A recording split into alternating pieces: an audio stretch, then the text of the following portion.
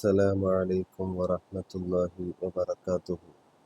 നോമ്പ് നോൽക്കാനാകാത്ത ആരോഗ്യസ്ഥിതിയുള്ളവർ ഒന്നുകിൽ പ്രായമേറെയായി, അല്ലെങ്കിൽ മാറാവ്യാധി മൂലം നോമ്പ് നോൽക്കാൻ പറ്റുന്നില്ല.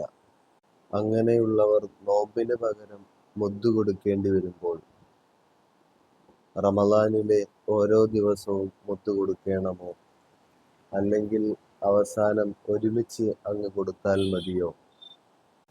കർമ്മശാസ്ത്ര പണ്ഡിതന്മാർ പറയുന്നു, ഈ വിധത്തിൽ നോമ്പനുഷ്ഠിക്കാൻ കഴിയാത്ത ആളുകൾ അവർ ഓരോ ദിവസത്തിൻ്റെയും മുദ്ദ് അതാത് ദിവസങ്ങളിൽ കൊടുക്കുന്നതാണ് നല്ലത്, ശ്രേഷ്ഠമായ കാര്യം.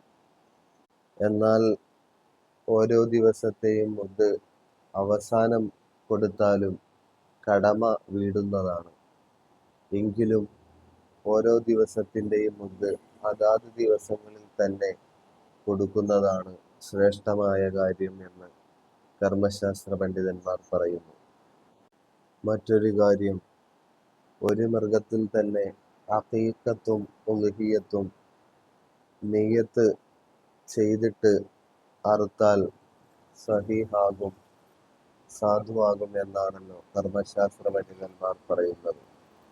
അതുപോലെ 3 കുട്ടികൾക്ക് വേണ്ടി ഒരു മൃഗത്തിൽ അഖീഖത്ത് അറുക്കാമോ, അല്ലെങ്കിൽ അയൽവാസികളായ 2 പേരുടെ മക്കളുടെ അഖീഖത്ത് ഒറ്റ മൃഗത്തിൽ നിയ്യത്ത് വെച്ച് അറുക്കാമോ? കർമ്മശാസ്ത്ര പണ്ഡിതന്മാർ പറയുന്നു, ഒറ്റ മൃഗത്തിൽ അഖീഖത്തും ഉളുഹിയത്തും സാധ്യമാകുന്നത് പോലെ പല കുട്ടികളുടെയും അഖീഖത്ത് ഒരു മൃഗത്തിൽ അറുക്കാവുന്നതാണ്. അല്ലെങ്കിൽ 2 വീട്ടുകാരുടെ മക്കളുടെ അഖീഖത്ത് ഒരു മൃഗത്തിൽ അറുക്കാവുന്നതാണ്. എന്നാൽ ഒരു കാര്യം ശ്രദ്ധിക്കാനുള്ളത്, 7 പേർക്ക് വരെ ഷെയർ ചേർന്ന് അറുക്കാവുന്ന കാള, പോത്ത് പോലെയുള്ള മൃഗങ്ങളിലാണ് ഇത്തരത്തിൽ പല കുട്ടികളുടെയും അഖീഖ ഒരുമിച്ചറുക്കാൻ പറ്റുന്നത്, സാധ്യമാകുന്നത്. ആടാണെങ്കിൽ ആ മൃഗത്തിൽ ഒരു കുട്ടിക്ക് ഒരാട് എന്ന അവസ്ഥയിലേ പറ്റുകയുള്ളൂ. അപ്പോൾ ആടിൽ പല കുട്ടികളുടെയും അഖീഖത്ത് ഒരുമിച്ചറുക്കാൻ പറ്റില്ല. പോത്ത്, കാള പോലെയുള്ള മൃഗത്തിലാണെങ്കിൽ പറ്റുന്നതാണ് എന്ന് കർമ്മശാസ്ത്ര പണ്ഡിതന്മാർ പറയുന്നു. പോത്ത് പോലെയുള്ള മൃഗത്തിൽ 7 കുട്ടികളുടേത് വരെ അറുക്കാവുന്നതാണ്. 8 കുട്ടികളുടെ അറുക്കാൻ പറ്റില്ല. ഒരു വീട്ടിലെ 4 കുട്ടികളുടേത്, അടുത്ത വീട്ടിലെ 3 കുട്ടികളുടേത്, അങ്ങനെയാണെങ്കിൽ മൊത്തത്തിൽ 7 കുട്ടികൾ വരുന്നുണ്ട്. സാധിക്കും, ശരിയാകും എന്ന് കർമ്മശാസ്ത്ര പണ്ഡിതന്മാർ പറയുന്നു. മറ്റൊരു കാര്യം ഖുനൂത്ത് നിർവഹണത്തെ സംബന്ധിച്ചാണ്. പണ്ഡിതന്മാർ പറയുന്നു, 4 മദ്ഹബിലും ഖുനൂത്ത് നിർവഹിക്കേണ്ടതുണ്ട്, ഖുനൂത്തുണ്ട്. ഹനഫി മദ്ഹബിലും ഹംബലി മദ്ഹബിലും വിത്റിലാണ് ഖുനൂത്ത് നിർവഹിക്കേണ്ടത്. അത് എല്ലാ ദിവസത്തെയും വിത്റിൽ നിർവഹിക്കേണ്ടതാണ്, വർഷം മുഴുവനുമുണ്ട് എന്ന് സാരം. എന്നാൽ ശാഫിഈ മദ്ഹബിലും മാലിക്കി മദ്ഹബിലും സുബഹ് നിസ്കാരത്തിലാണ് ഖുനൂത്ത് നിർവഹിക്കുന്നത്.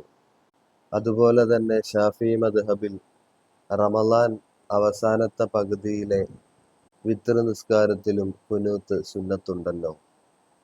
ശാഫിഈ മദ്ഹബിൽ സുബഹ് നിസ്കാരത്തിലും റമളാൻ അവസാന പകുതിയിലെ വിത്ർ നിസ്കാരത്തിലും അവസാന റക്അത്തിന്റെ ഇഅ്തിദാലിലാണ് ഈ ഖുനൂത്ത് നിർവഹണം നടത്തുന്നത്.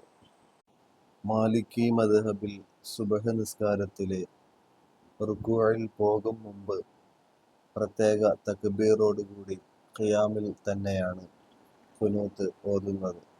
എന്നാൽ ഹംബലി മദ്ഹബിൽ വിത്ർ നിസ്കാരത്തിന്റെ അവസാനത്തെ റക്അത്തിലെ ഇഅ്തിദാലിലാണ് ഖുനൂത്ത് നിർവഹിക്കേണ്ടത്. അതെല്ലാ ദിവസവും നിർവഹിക്കേണ്ടതാണ് എന്ന് കർമ്മശാസ്ത്ര പണ്ഡിതന്മാർ പറയുന്നുണ്ട്. ഹനഫി മദ്ഹബിൽ വിത്ർ നിസ്കാരത്തിൽ സൂറത്തൊക്കെ കഴിഞ്ഞ് റുകൂഇന്റെ മുമ്പ് പ്രത്യേക തക്ബീറോടുകൂടി പതുക്കെയാണ് ഖുനൂത്ത് ഓതേണ്ടത്.